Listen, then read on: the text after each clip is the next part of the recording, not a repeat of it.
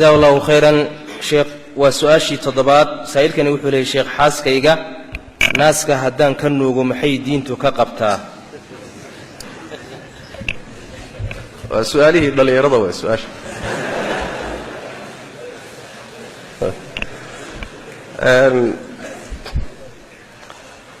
مسألة كوسابسن نينكو إنو حاسكيسا ناسك كنوغو أن كلا قادمو طبعا waxa loo sameeyo nacfi caana laga marraadsaday waa nooc istimtaaca kamid sooma waa nooc istimtaaca kamid marka hadii uusan wax caana ka nuugin laakiin uu naaska afka geliyo wax caana si uusan ka nuugin markaasi inay bannaan tahay shaki kuma jiro maxaa yeelay axaadiista tilmaamaysa istimtaaca iyo rag iyo dumarka gobasha galmada ka hor waxa dhex mara axaadiistaasi ma aynan diidin cumuumkeedana waxa laga qaadanayaa inuu bannaan yahay wax sharcan diidayana ma jiro waa nooc istimtaaca iyo mubaasharada iska bannaan ka mid waa suurada waa hadduusan caana ka nuugin suurada labaadi waxa weeyaan inuu caana ka nuugo laakiin uu iska tufo caani markiisa afkiisa galaan iyadana iska tufo iyadana way bannaan tahay wax ishkaalana ma leh suurada saddexaad waxa weeye inuu caana ka nuugo caanihiina liqo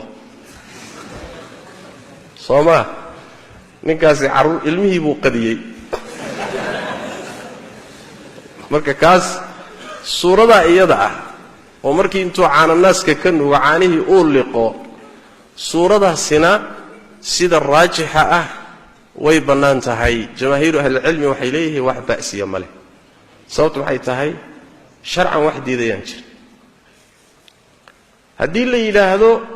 soo ma dhici karto caanahan uu islaanta ka nuugay in ay xurmo keento uu noqdo sidii ilmaheedii oo kale uu noqdo jawaabtu waxa weeye maya lianna jamaahiiri ahli cilmi waxay qabaan marka naas caana laga nuugay uu keenayo xurmo uu keenayo shuruud bay leedahay shuruudana axaadiista tilmaantay waa goorma waa inuu ilmuhu yar yahay oo caanuhu jidhkiisa wax tarayaan 2 sano iyo wixii ka yar caanaha uu cabayna lafihiisa kobcinayaan jidhkiisa nafaqaynayaan waa ilmo yar markaasaa wuxuu nuugay ay keenayaan taxriim keenayaan marka labaad shardiga labaad nuugmada uu nuugay waa inay 5 nuugma noqoto sidii xadiidkii Aisha tilmaamay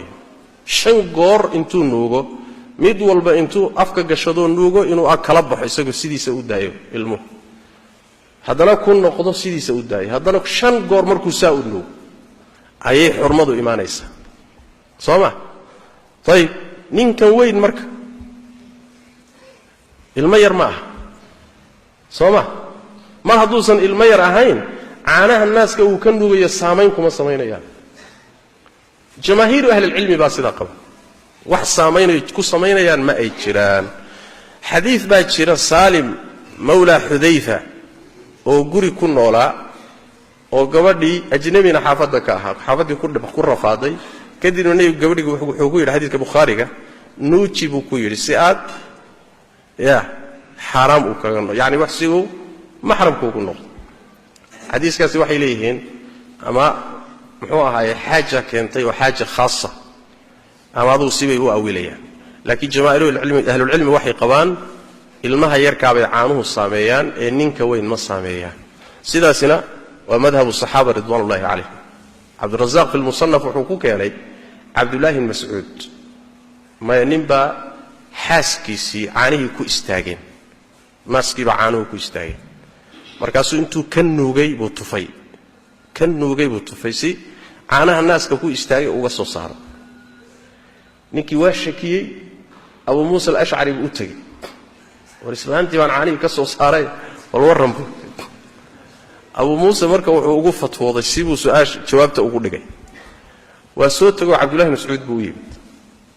markaasuu yiri niyow tana igu dhacday Abu Muusa aan u tago sidan uu igu jawaabay ayaba warkii la hayaba Abu Muusa yimidba markaasuu wuxuu ku yidhi war abu muuse war ninkan ma ilmo yar baad mooday bu ya